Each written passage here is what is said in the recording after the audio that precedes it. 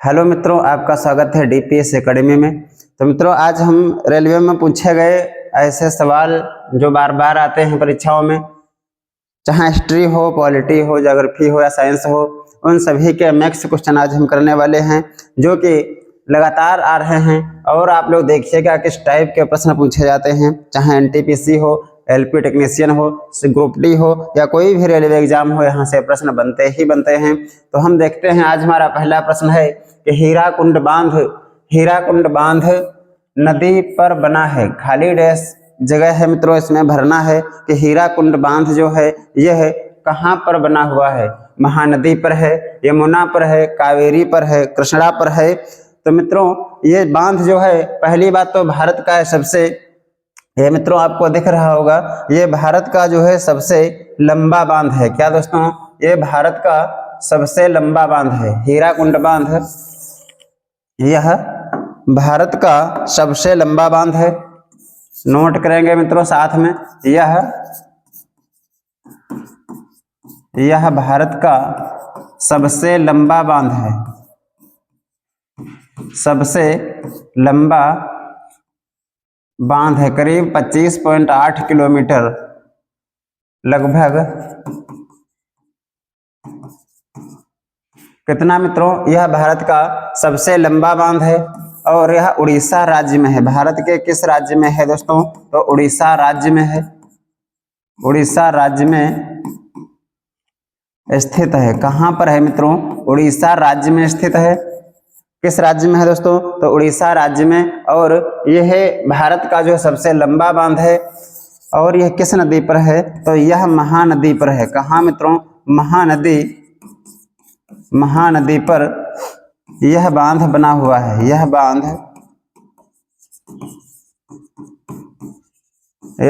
बना हुआ है। और दोस्तों, महानदी जो है यह कहां से निकलती है, तो ये भी पूछा जाता है। तो महानदी का उद्गम जो है, महानदी का उद्गम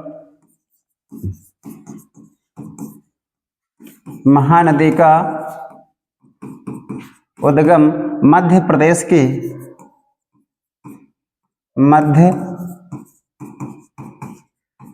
की अमरकंटक पहाड़ी से होता है।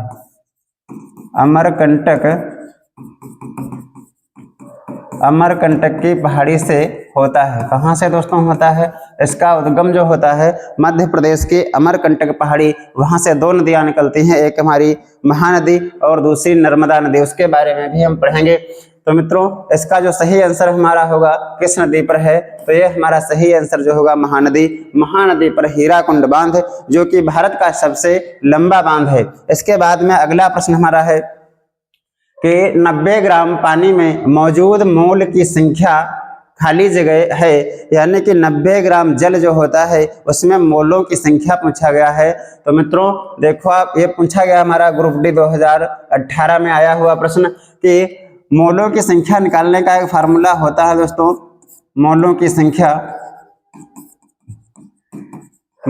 संख्या बराबर दिया गया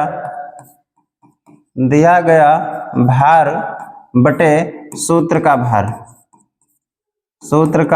अणुभार। यानी कि ऊपर क्या होगा, जो सवाल में दिया गया भार बटे सूत्र का भार। ऊपर क्या दिया गया है मित्रों? ऊपर दिया गया है 90 ग्राम, तो 90 ग्राम लिखेंगे ऊपर। और सूत्र का अणुभार, सूत्र मित्रों इसमें क्या है? पानी का फार्मूला होता है H2O का अणुभार निकालेंगे तो हाइड्रोजन का परमाणु क्रमांक 1 होता है। हाइड्रोजन है कितने? 2। ऑक्सीजन का होता है 8 और इसका परमाणु भार जो होगा वह कितना होगा? 16 तो टोटल कितना हो जाएगा? 18। यानी कि जो जल होता है, जल का अणुभार कितना होता है? जल का अणुभार होता है 18। अब हम यहाँ पर सूत्र का भार कितना लिखेंगे? 18 से भाग करेंगे इसको, 18 पंचे 90, 5 ग्राम प्रति मोल आएगा। कितना दोस्तों? 5 ग्राम प्रति मोल जो होगा इसका सही आंसर होगा, ये हमारा ऑप्शन नंबर बी में दिया गया है। इसका कितना आंसर होगा? 5। तो यहाँ पर हम क्या भर देंगे? 5। यानी कि 90 ग्राम जल में जो मोलों की संख्या होगी वह कितनी होगी?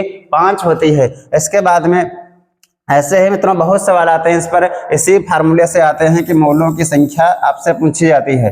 एक सूत्र दिया गया होगा, उसका कुछ भार दिया होगा, कहेगा इसमें मोलों की संख्या बताइए। बहुत बार इसके ऐसे प्रश्न आते रहते हैं। उसके बाद में अगला है, भारत का पहला नागरिक होता है। मित्रों, जो अपना राष्ट्र है भारत है, उसका पहला नागरिक, प्रथम नागरिक कौन होता है? तो भारत का जो संवैधानिक प्रथम नागरिक होता है वह भारत का कौन होता है? राष्ट्रपति होता है। यहाँ पर क्या भर देंगे मित्रों? तो राष्ट्रपति जो होता है भारत का प्रथम या प्रधान संवैधानिक जो होता है व्यक्ति कौन होता है? राष्ट्रपति होता है। राष्ट्रपति का उल्लेख,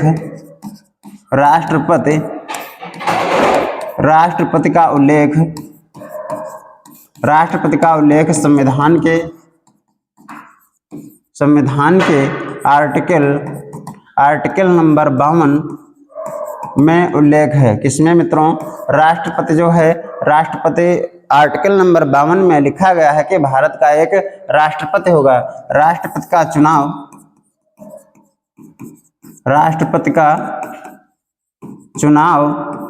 जनता द्वारा प्रत्यक्ष ना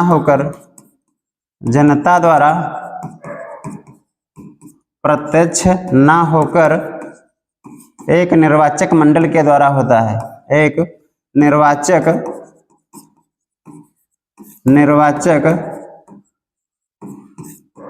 मंडल द्वारा होता है। क्या मित्रों?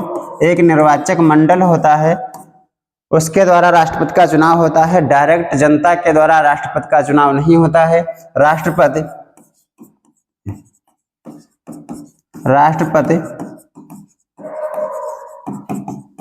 संवैधानिक रूप से प्रधान होता है, यानी कि भारत का जो प्रथम नागरिक है वह कौन होता है? राष्ट्रपति होता है। भारत का राष्ट्रपति बनने के लिए 35 वर्ष की उम्र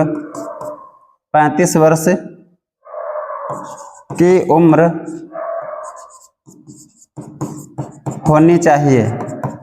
कम से कम मित्रों कितने? 35 वर्ष की उम्र जब होगी तभी आप राष्ट्रपति व राज्यपाल बन सकते हैं। कई बार पूछा गया है राष्ट्रपति बनने के लिए कितनी उम्र होना जरूरी है? तो मित्रों 35 वर्ष की उम्र होना बहुत जरूरी है। किसके लिए? राष्ट्रपति के लिए। और वह भारत का नागरिक होना चाहिए और 35 वर्ष उम्र जो होती है उसकी होनी चाहिए। फिर राष्ट्रपति जो होता है, क्या मित्रों? राष्ट्रपति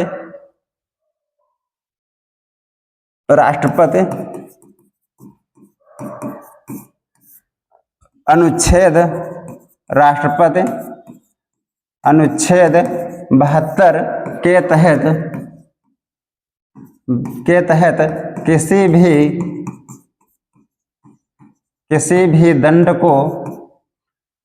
भी दंड को कम कर सकता है, माफ कर सकता है, यानी कि फांसी से बचा सकता है, या किसी को फांसी होने से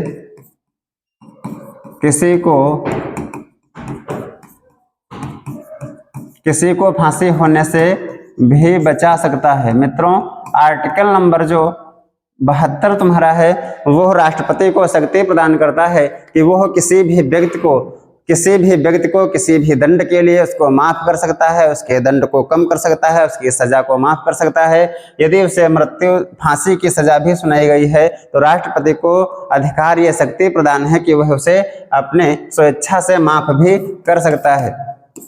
राष्ट्रपति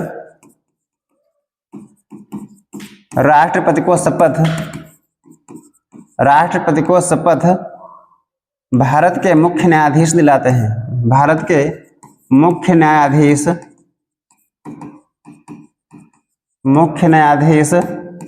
दिलाते हैं। मित्रों, जो राष्ट्रपति होता है उसको शपथ कौन दिलाएगा?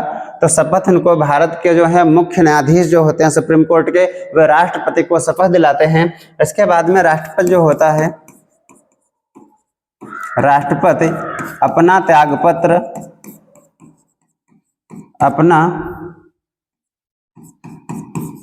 अपना त्यागपत्र उपराष्ट्रपति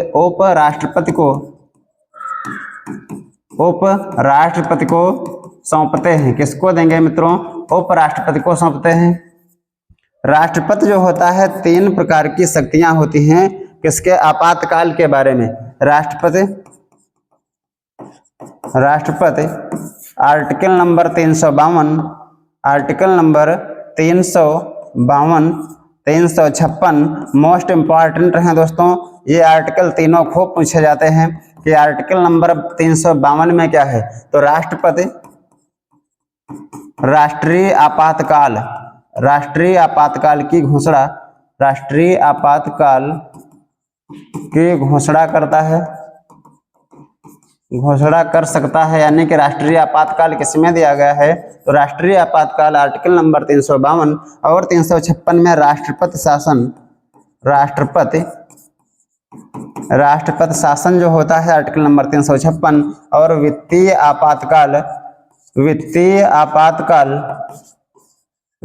आपातकाल आर्टिकल नंबर 360 में है। तो मित्रों राष्ट्रीय जो आपातकाल होता है इसका मतलब जब कोई विदेशी या बाह्य आक्रमण होता है, विदेशी बाहर किसी देश के द्वारा यदि भारत पर कोई आक्रमण होता है तो राष्ट्रपति जो होता है यह क्या करता है? आर्टिकल नंबर 352 के तहत पूरे देश में राष्ट्रीय आपातकाल जो होता है इसकी घोषणा कर सकता है।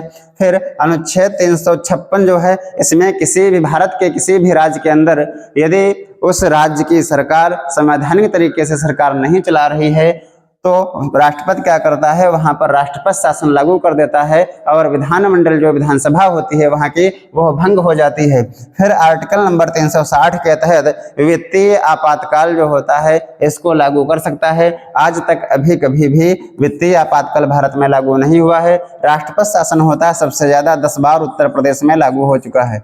कितनी बार मित्रों? सबसे ज्यादा जो है राष्ट्रीय आपातकाल राष्ट्रपति शासन जो होता है सबसे ज्यादा कहाँ? उत्तर प्रदेश में सबसे ज्यादा बार। पहली बार 1968 में लगा था। कब मित्रों? 1968 में पहली बार जो है उत्तर प्रदेश में लगाया गया। सबसे ज्यादा बार कहाँ लगाया गया राष्ट्रपति शासन? तो उत्तर प्रदेश में लगाया गया। तो मित्रों राष्ट्रपति के बारे में अधिक से अधिक जानकारी हमने बताने की कोशिश की।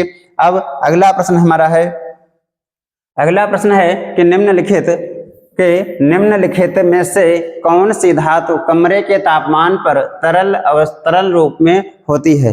कहा गया है कि ऐसी कौन सी धातु है कि वह सामान्य ताप पर या कमरे के तापमान पर तरल अवस्था में यानी कि द्रव होती है। तो इसमें कहा गया सोडियम, लिथियम, कैल्शियम और पारा। तो मित्रों इसमें जो सही आंसर होगा हमारा, सही आंसर क्या होगा? पारा। पारा जो होता है इसी को हम क्या कहते हैं? मरकरी कहते हैं। क्या कहते हैं दोस्तों? इसी को मरकरी कहते हैं। इसका फार्मूला Hg होता है। क्या होता है? Hg होता है। यह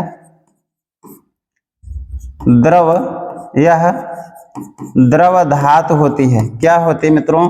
यह एक द्रव धातु है। पारा जो होता है यह किसी भी धातु के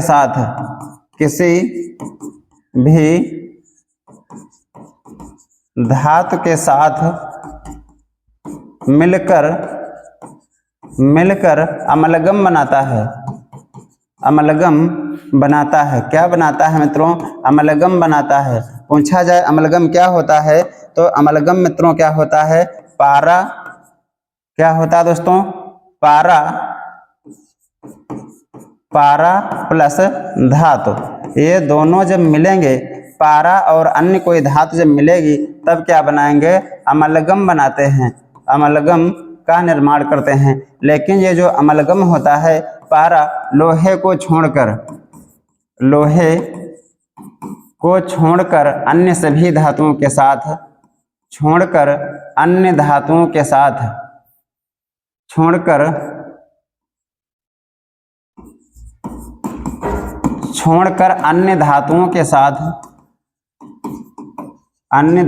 साथ बनाता है। मित्रों जो पारा होता है इसको किसी भी धातु के साथ यदि आप मिलाते हैं तो ये क्या कर देगा? उसके साथ में मिल करके अमलगम बना देता है। और कौन सी? लोहा को छोड़कर। केवल लोहे के साथ में अमलगम नहीं बनाता है, इसके अलावा अन्य जितनी भी धातुएं हैं उन सभी के साथ पारा क्या करता है? अमलगम का निर्माण करता है, यानी कि अमलगम बना देता है। और पारा जो होता है इसका एक अयस्क होता है।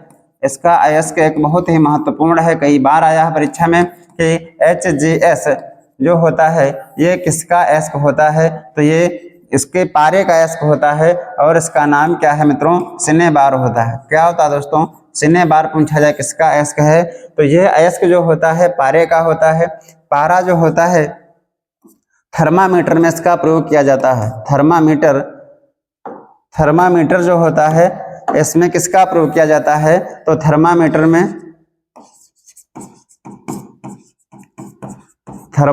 में पारे का प्रयोग किया जाता है। पारे का उपयोग किया जाता है,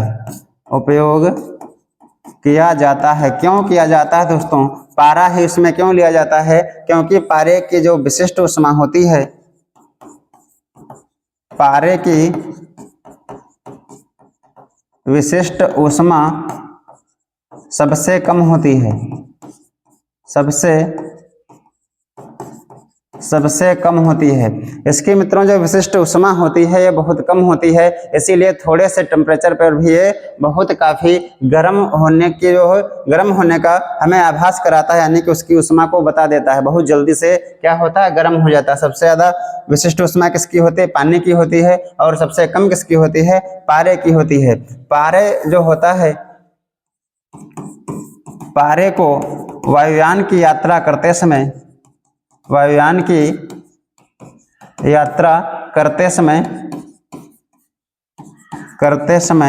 ले जाने के लिए प्रतिबंध है। क्या है मित्रों, प्रतिबंध है, क्योंकि पारा जो होगा उसके साथ में अमलगम बनाएगा तो जिस धातु का तुम्हारा वायुयान होगा उसको क्या कर सकता है, गला भी सकता है। इसीलिए जांच जब की जाती है आपकी, तो वहां पर यदि आपके पास पारे से संबंधित कोई भी चीज है, पारा आपके पास है, चाहे थर्मामीटर है कोई अन्य चीज हो, तो आपको वहां पर रोका जाएगा। तो मित्रों इसका जो सही आंसर हमारा होगा वह कौन सा होगा, पारा। पारा क्या होता है, सामान्य ताप पर या द्रव धातु होती है, सामान्य ताप कहा जाए या कमरे के तापमान पर कहा जाए, आंसर हम क्या लगाएंगे, पारा लगाएंगे। ये जो होता है कैसा होता है, द्रव धातु होती है। अब हमारा प्रश्न है एलपी टेक्नीशियन में पूछा गया 2018 का प्रश्न, निम्नलिखित में से मानव मस्तिष्क का वह हिस्सा कौन सा है जिसमें विचारों का संग्रह होता है, यानी कि बुद्धिमत्ता, सोच, विचार, चेतना, शक्ति, ये हमारे मस्तिष्क के किस भाग में होती है। तो मित्रों मस्तिष्क जो हमारा होता है इसके कितने भाग होते हैं, मस्तिष्क के 3 भाग होते हैं।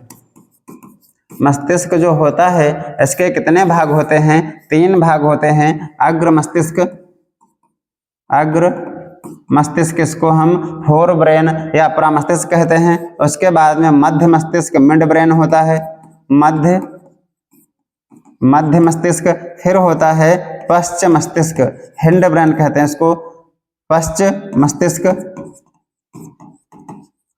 मस्तिष्क। यानी कि हमारा जो ये नीला वाला हरा वाला मित्रों दिख रहा है, ये वाला, ये हमारा पूरा क्या है, ये वाला जो है पूरा क्या है, ये हमारा जो होता है ये कौन सा है, ये हमारा होता है अग्र मस्तिष्क। अग्र मस्तिष्क जो होता है मस्तिष्क का सबसे बड़ा भाग होता है, और इसी भाग में क्या होता है मित्रों, इसी भाग में सोचना,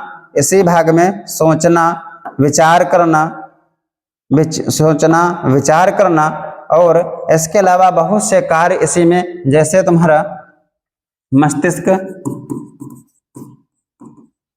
मस्तिष्क जो होता है केंद्रीय तंत्रिका लिखेंगे मित्रों, क्या, केंद्रीय तंत्रिका तंत्र का मुख्य भाग होता है, मुख्य भाग होता है। क्या होता है मित्रों, केंद्रीय तंत्रिका तंत्र जो होता है उसका मुख्य भाग होता है। यह 3 भागों में बटा होता है, 3 भागों में बटा होता है। कौन से भाग हैं, तो फोर ब्रेन, हिंड ब्रेन और मिड ब्रेन, यानी कि 3 भागों में है। मस्तिष्क जो होता है यह हमारे द्वारा ली गई सांस ली गई सांस का 80%, ली गई सांस का 20% दिमाग प्रयोग करता है। यानी कि हम जब सांस लेते हैं या हम सांस लेते हैं तो जितनी हम सांस लेते हैं उसमें से 20% जो ऑक्सीजन होती है वो कौन ले लेता है, हमारा दिमाग ले लेता है। उसके बाद की सारी जो 80% बचती है उसमें विभिन्न अंग शरीर के वो उसका उपयोग करते हैं। मस्तिष्क जो होता है, इसका जो अग्र मस्तिष्क होता है, क्या मित्रों, अग्र मस्तिष्क, अग्र मस्तिष्क, इसके जो होते हैं 3 भाग होते हैं। अग्र मस्तिष्क के 3 भाग होते हैं। एक होता है तुम्हारा सेरिब्रम, क्या मित्रों, सेरिब्रम, थैलमस, थैलमस और हाइपोथैलमस,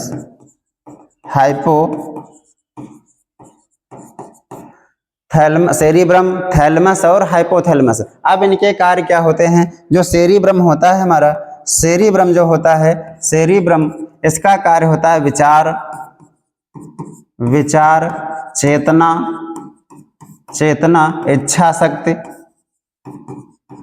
इच्छा शक्ति, पढ़ना, पढ़ना, लिखना, बुद्धिमत्ता, बुद्धिमत्ता आदि। यानी कि मित्रों जितनी भी आपको विचार करना है, किसी की बात का जवाब देना है, हमें क्या कहना है, क्या जो है उसकी इच्छा शक्ति है और क्या उसकी बुद्धिमत्ता है, यानी कि जितना भी दिमाग वाला काम होता है वो हमारे मस्तिष्क का कौन सा भाग करता है? सेरिब्रम करता है। कौन सा करेगा? सेरिब्रम। सेरिब्रम पाया कहाँ जाता है? तो सेरिब्रम जो होता है यह अग्र मस्तिष्क में पाया जाता है। यह मित्रों पूरा क्या है? यह पूरा जो है अग्र मस्तिष्क है। क्या है मित्रों? यह पूरा का पूरा हरा वाला क्या है? अग्र मस्तिष्क है। ये वाला ये क्या है दोस्तों? ये हमारा है अग्र मस्तिष्क। अब अग्र मस्तिष्क के भाग होते हैं तुम्हारा प्रमस्तिष्क, कार्पस्कुलम और मध्य मस्तिष्क तुम्हारा पीछे वाला होता है। तो जो हमारा अग्र मस्तिष्क होता है उसके कितने भाग? 3 भाग होते हैं, सेरिब्रम, थैलमस और हाइपोथैलमस। अब जो है इसके कार्य और जो होते हैं, ये हमारा थैलमस, थैलमस क्या करता है? ये बाहरी चीजों का जैसे तापमान, दाब आदि की जानकारी देता है, आदि की दाब आदि की जानकारी देता है, आदि की जानकारी। यानी कि मित्रों थैलमस का कार्य क्या होता है? बाहरी तापमान कितना है, हमें गर्मी लग रही है तो हमको ठंड जहाँ पर है वहाँ जाना चाहिए, पंखा चलाना चाहिए। इन सभी चीज़ों को, ताप के बारे में, दाब के बारे में हम चलते चलते जा रहे हैं, हमारे ऊपर पैर पर कहीं से कोई ईंटा गिर गया या कोई वजन चीज़ गिर गई, उसके बाद में हमें ये कौन बताएगा? थैलमस की अपना पैर यहाँ से हटाओ नहीं तो चोट और भी लग सकती है। तो ये सब कौन बताता है? यानी कि बाहर से चोट लगाएंगे तो कौन बताएगा? तब बताएगा थैलमस। और तापमान है, टेम्परेचर तुम्हारा कौन बताता है? थैलमस बताएगा। हमें गर्मी लग रही है, ठंड लग रही है, पानी पीना चाहिए या नहीं पीना चाहिए, ये कौन बताएगा? ये जो होता है तापमान और दाब, ये कौन बताता है? तो थैलमस बताता है। हाइपोथैलमस जो होता है बहुत ही इंपॉर्टेंट, हाइपोथैलमस का कार्य होता है, हाइपोथैलमस हमको बताता है, हाइपोथैलमस कहता है कि जितनी भी वैसी चीजें तुम्हारी होती हैं जैसे भूख लगना, जैसे भूख लगना, प्यास लगना, भूख लगना, प्यास लगना, भूख लगना, प्यास लगना आदि। यानी कि मित्रों भूख, प्यास, मलमूत्र ये जो होता है त्यागने का कौन बताएगा? कौन बताता है? तो मित्रों ये जो हाइपोथैलेमस होता है, हाइपोथैलेमस का कार्य होता है शरीर के आंतरिक जो समस्याएं हैं, आंतरिक जो कार्य होते हैं, जैसे तुम्हारा भूख लगना, प्यास लगना ये जो होता है मूत्र त्यागना, मलमूत्र करना, ये सब हमें जानकारी कौन देता है? ये जानकारियां हमें कौन देता है? थैलेमस देता है और हाइपोथैलेमस देता है। और थैलेमस का कार्य क्या होता है? बाहरी चोटें जो हमारे ऊपर लगती हैं, चाहे दाब हो, टेम्परेचर हो, यानी कि जो पर्यावरण का प्रभाव हमारे ऊपर पड़ता है वह कौन बताता है? तो थैलेमस बताता है। हाइपोथैलेमस का कार्य होता है कि भूख लगना, प्यास लगना, मलमूत्र त्यागना, यह सब किसके द्वारा होगा? तो हाइपोथैलेमस बताता है। सेरिब्रम का कार्य क्या होता है? सेरिब्रम का कार्य होता है कि हम जो भी सोचते हैं, विचार करते हैं, बुद्धिमानी वाला कार्य करते हैं, दिमाग जो है तुम्हारा, इच्छा शक्ति तुम्हारी क्या है, ये सब कार्य कौन करेगा? पढ़ना, लिखना, बुद्धिमत्ता, किसी को किसी बात का तुरंत जवाब देना, ये सब कौन करता है? तो ये सेरिब्रम करता है। सेरिब्रम किसका भाग होता है? अग्र मस्तिष्क का भाग होता है। अग्र मस्तिष्क जो होते हैं उसके 3 भाग होते हैं, सेरिब्रम, थैलेमस और हाइपोथैलेमस। इसके बाद में होता है मिड ब्रेन, मध्य मस्तिष्क। इसमें मित्रों कार्पोरा पाया जाता है, जिसका कार्य सुनने के लिए होता है, यानी कि कोई भी आवाज हम सुन रहे हैं तो कार्पोरा के द्वारा सुनी जाती है। कहाँ पाया जाता है? मध्य मस्तिष्क में पाया जाता है। इसके बाद में फिर आता है जो पश्चिम मस्तिष्क होता है, हिंड ब्रेन जिसे हम कहते हैं। हिंड ब्रेन के भी 3 भाग होते हैं, एक होता है सेरिबेलम, पोन्स और मेडुला ऑब्लांगेटा। मेडुला ऑब्लांगेटा तो बहुत बार पूछा गया है कि मेडुला ऑब्लांगेटा क्या करता है? तो यह हमारे शरीर को नियंत्रित करता है, यानी कि जो शरीर का नियंत्रण होता है वह मेडुला ऑब्लांगेटा के द्वारा होता है। जैसे मित्रों शराबी जो होते हैं, शराब पी लेते हैं तो उनका पैर कहीं इधर पड़ता है, कहीं उधर पड़ता है, उनका मेडुला ऑब्लांगेटा जो होता है, यानी कि पश्चिम मस्तिष्क होता है, वो काम करना बंद कर देता है और वो सीधे रास्ते पर नहीं चल पाते हैं। तो मित्रों इसका जो हमारा आंसर होगा वो कौन सा हो जाएगा? तो इसमें हमारा होगा अग्र मस्तिष्क। अग्र मस्तिष्क जो होता है यह क्या करता है? विचारों का संग्रह होता है, यानी कि जो विचार होते हैं, विचार कहाँ होते हैं? तो विचार अग्र मस्तिष्क का जो भाग हमारा होता है, अग्र मस्तिष्क का भाग तुम्हारा होता है सेरिब्रम। तो सेरिब्रम जो होता है इसको परामस्तिष्क भी कहते हैं। ये क्या होता है? विचारों का संग्रह होता है। अब इसके बाद में अगला प्रश्न है कोबालामिन को खाली जगह भी कहा जाता है। कोबालामिन दिया गया है, कोबालामिन को पूछा गया है क्या कहा जाता है?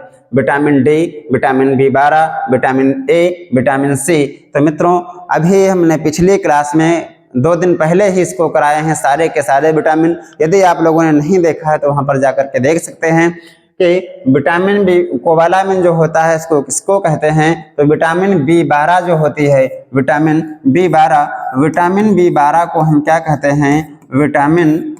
विटामिन B12 को हम क्या कहते हैं दोस्तों? इसको साइनोकोबालामिन कहते हैं। क्या कहते हैं? साइनोकोबालामिन किसे कहा जाता है? तो विटामिन B12 को कहा जाता है। इसकी कमी से क्या होता है? एनीमिया। इसकी कमी से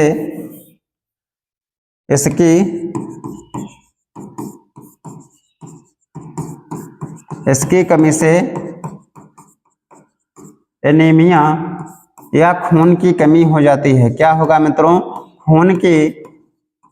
खून की कमी हो जाती है। खून की कमी हो जाती है। क्या होगा दोस्तों? तो विटामिन B12 जो होगी, यदि इसकी कमी हमारे शरीर के अंदर हो जाए तो क्या हो जाएगा? खून की कमी, एनीमिया या रक्ताल्पता रोग हो जाता है। विटामिन B12 जो होता है यह जल में घुलनशील है।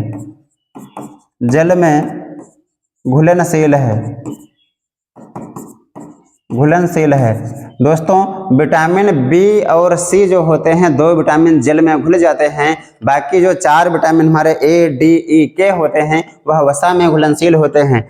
विटामिन B12 जो होता है इसमें कोबाल्ट पाया जाता है। कौन सी धातु? इसमें कोबाल्ट धातु पाई जाती है। कोबाल्ट धातु पाई जाती है। विटामिन सी जो होता है इसका रासायनिक नाम क्या होता है मित्रों? एस्कॉर्बिक एसिड होता है। क्या होता है? एस्कॉर्बिक अम्ल होता है। क्या मित्रों होगा? एस्कॉर्बिक अम्ल होता है। विटामिन ए का रासायनिक नाम क्या होता है? रेटिनॉल होता है। इसका क्या नाम होगा मित्रों? इसका रासायनिक नाम रेटिनॉल होता है। और विटामिन डी जो होता है इसका रासायनिक नाम होता है कैल्सीफेरॉल। क्या मित्रों, कैल्सीफेरॉल किसका नाम होता है? तो कैल्सीफेरॉल दोस्तों, कैल्सीफेरॉल किसका नाम है? तो कैल्सीफेरॉल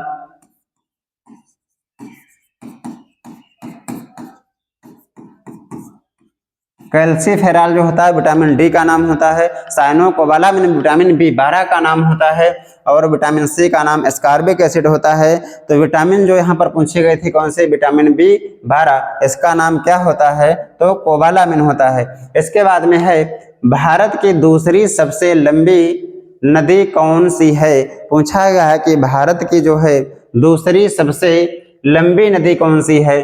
तो मित्रों इसमें जो हमारा सही आंसर होगा वह कौन सा होगा? गोदावरी होगा। कौन सा? गोदावरी जो होगा वह हमारे देश की जो है, हमारे देश की, भारतवर्ष की सबसे लंबी दूसरी नदी कौन सी है? तो गोदावरी है। मित्रों हम 5 नदियां यहाँ पर लिखते हैं, जैसे गंगा, क्या दोस्तों, गंगा, गोदावरी, गोदावरी, कृष्णा,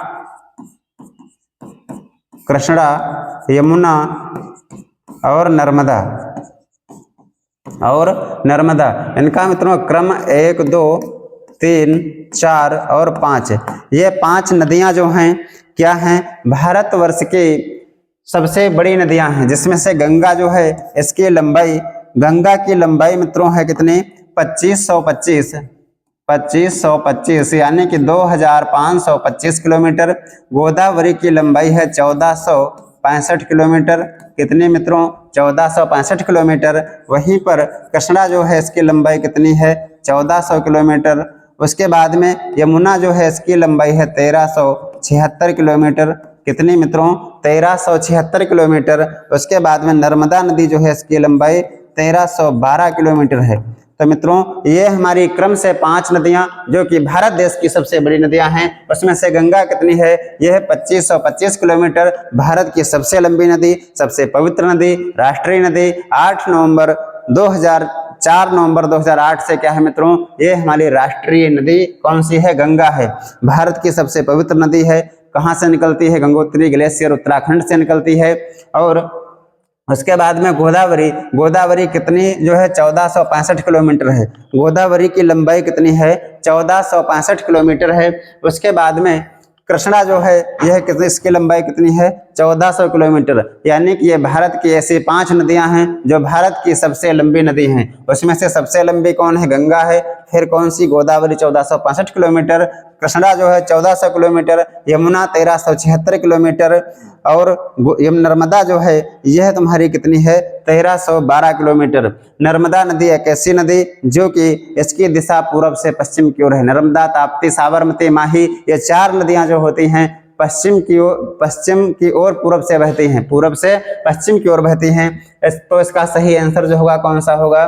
गोदावरी होगा। यानी कि गोदावरी जो है भारत की दूसरी सबसे लंबी नदी है। गोदावरी को और क्या कहा जाता है?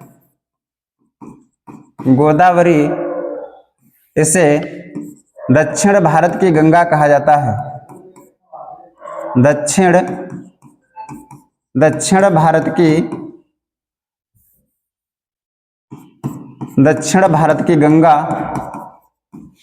गंगा कहा जाता है। मित्रों दक्षिण भारत की गंगा किसे कहते हैं? तो दक्षिण भारत की गंगा गोदावरी को कहा जाता है। इसी को हम वृद्ध गंगा भी कहते हैं। वृद्ध गंगा या बूढ़ी गंगा भी कहते हैं। बूढ़ी गंगा कौन सी नदी को कहा जाता है? तो बूढ़ी गंगा गोदावरी को कहा जाता है। इसके किनारे बसे इसकी सहायक नदियां प्राणहिता जो है कई बार पूछी गई है। तो गोदावरी किसको क्या कहा? दक्षिण भारत की गंगा कहा जाता है, क्योंकि ये भारत की दूसरी सबसे लंबी नदी है। वृद्ध गंगा इसी का नाम है। बूढ़ी गंगा, प्राणहिता जो है इसके क्या है? सहायक नदियां हैं। और इसमें ऑप्शन दिया है यमुना। यमुना जो है उत्तराखंड के यमुनोत्री ग्लेशियर बंदरपुछ से इसका उद्गम होता है और ये प्रयागराज में जो होता है, इलाहाबाद में कहाँ आकर मिलती है? गंगा से प्रयागराज में आकर मिल जाती है और त्रिवेणी संगम का निर्माण करती है। उससे के बाद में इसमें एक ऑप्शन और है नर्मदा। नर्मदा के बारे में मित्रों बताते हैं। नर्मदा नदी जो है ये वाला तुम्हारा, इसका उद्गम कहाँ से होता है? तो नर्मदा जो है नर्मदा नदी। पहली बात तो नर्मदा नदी जो है इसकी दिशा जो है पूरब से पश्चिम की ओर है। यह पूरब से पश्चिम की ओर बहती है। पूरब से पश्चिम की ओर बहती है। यह पश्चिम की ओर बहने वाली सबसे बड़ी नदी है। पश्चिम की ओर बहने वाली सबसे लंबी नदी करीब 1312 किलोमीटर है। कितने मित्रों? 1312 किलोमीटर है। नर्मदा नदी जो है अमरकंटक की पहाड़ी मध्य प्रदेश से निकलती है। अमरकंटक की पहाड़ी मध्य प्रदेश से उद्गम होता है। उद्गम इसका मित्रों कहाँ से होता है? मध्य प्रदेश की अमरकंटक पहाड़ी से होता है। कुल लंबाई कितनी इसकी? 1312 किलोमीटर है। पूरब से पश्चिम की ओर बहने वाली नदी नर्मदा है, साबरमती, माही और ताप्ती, ये 4 नदियां जो हैं भारत की, ये पूरब से पश्चिम दिशा की ओर बहती हैं। उन्हीं में से नर्मदा जो है सबसे लंबी नदी है। नर्मदा की कुछ सहायक नदियां हैं जो कि बहुत पूछी जाती हैं। जैसे इसकी सहायक नदियां तुम्हारा शेर नदी, दूधी नदी, शेर, दूधी, तवा, बरना, शेर, दूधी, तवा, बरना, ओरसंग, गंजाल, शेर, दूधी, तवा, बरना, ओरसंग, गंजाल, ये मित्रों जो हैं इसकी क्या है? सहायक नदियां हैं। सहायक नदियां कौन सी नदियां होती हैं? जैसे एक नदी बहती हुई जा रही है, यदि कोई दूसरी नदी आकर उसमें अपना जल छोड़ देती है तो उसको क्या कहते हैं? सहायक नदी कहते हैं। नर्मदा जो है इसका दूसरा नाम रेवा नदी है। क्या मित्रों? रेवा नदी किसे कहा जाता है? तो रेवा नदी जो है नर्मदा नदी को कहा जाता है। इसके किनारे बसे शहर तुम्हारा जबलपुर है। जबलपुर, भरूच जो है ये किसके किनारे बसे हुए हैं? तो नर्मदा नदी के किनारे जो सबसे बड़ा शहर कौन बसा हुआ है? जबलपुर, जो कि कहाँ है? मध्य प्रदेश में है। इसके बाद में अगला प्रश्न हमारा है कि एक सर्किट में एक बिंदु से दूसरे बिंदु तक 2 कूलाम का आवेश प्रवाहित होता है। यदि दो बिंदुओं के मध्य विभवांतर 5 वोल्ट है तो किए गए कार्य की मात्रा कितनी होगी? कहा गया दोस्तों इसमें एक बिंदु से दूसरे बिंदु तक 2 कूलाम का आवेश प्रवाहित होता है। एक बिंदु से दूसरे बिंदु तक 2 कूलाम का आवेश प्रवाहित हो रहा है और उसमें उन 2 बिंदुओं के बीच विभवांतर कितना है? 5 वोल्ट है। तो हमसे पूछा गया है कि उसमें किए गए कार्य की गणना कीजिए, कार्य को बताना है। और ये पूछा कहाँ गया है मित्रों? तो एलपी टेक्नीशियन यानी कि लोको पायलट की परीक्षा जो होती है रेलवे में, उसमें 2018 में पूछा गया प्रश्न, जो कि बहुत ही आसान है। जैसे इसमें सबसे पहले जो दिया है उसको हम क्या करेंगे? लिख लेंगे। सबसे पहले जो दिया गया है यानी कि क्या दिया है? इसमें आवेश दिया गया है। आवेश क्यों बराबर कितना मित्रों? आवेश क्यों से लिखते हैं इसको? आवेश क्यों बराबर कितना है? 2 कूलाम। कितना मित्रों? 2 कूलाम दिया गया है। विभवांतर कितना दिया है? विभवांतर V बराबर दिया गया है 5 वोल्ट। कितना मित्रों? 5 वोल्ट। आवेश कितना है? 2 कूलाम। ये मित्रों दिया गया है कि 2 कूलाम आवेश है, 5 वोल्ट क्या है? इसमें विभवांतर है। पूछा गया है किया गया कार्य, यानी कि हमसे W का मान पूछा गया है, कितना कार्य किया गया है। बहुत ही आसान है। तो ये फार्मूला मित्रों होता है W बराबर V क्यों।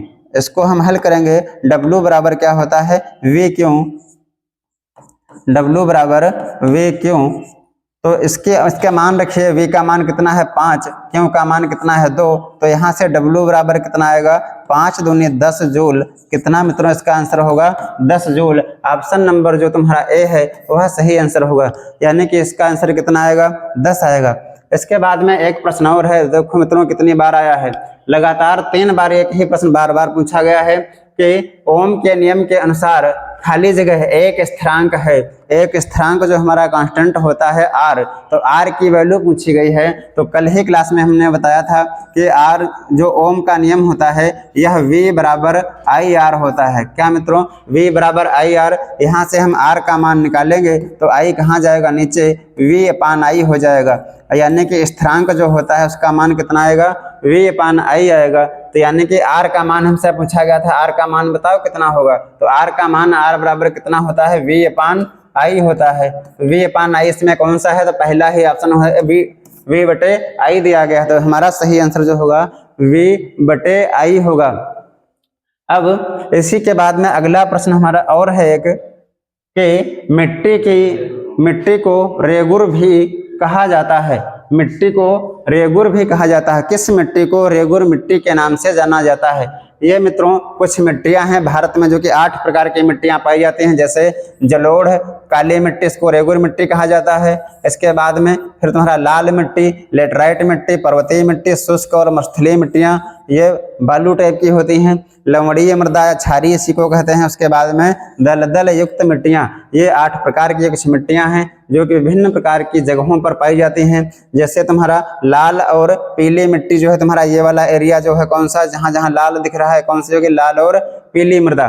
काली मिट्टी जो है तुम्हारी ये वाली मध्य प्रदेश का एरिया जो होता है, थोड़ा सा गुजरात का, इसमें क्या पाई जाती है, काली मिट्टी पाई जाती है। तो रेगुर मिट्टी किसे कहते हैं, काली मिट्टी को रेगुर मिट्टी कहा जाता है। इसमें कपास की खेती सबसे अच्छी होती है। काली मिट्टी कपास की खेती के लिए सबसे अधिक उपयोगी होती है और कपास जो होता है इसमें उगाने वाली सबसे अधिक नकदी फसल है। तो मित्रों आज के क्वेश्चन इतने ही थे। आशा करते हैं क्लास आपको समझ में आई होगी।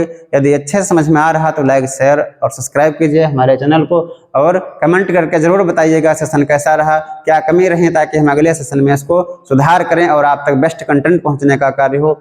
इसी के साथ सभी को जय हिंद, जय भारत।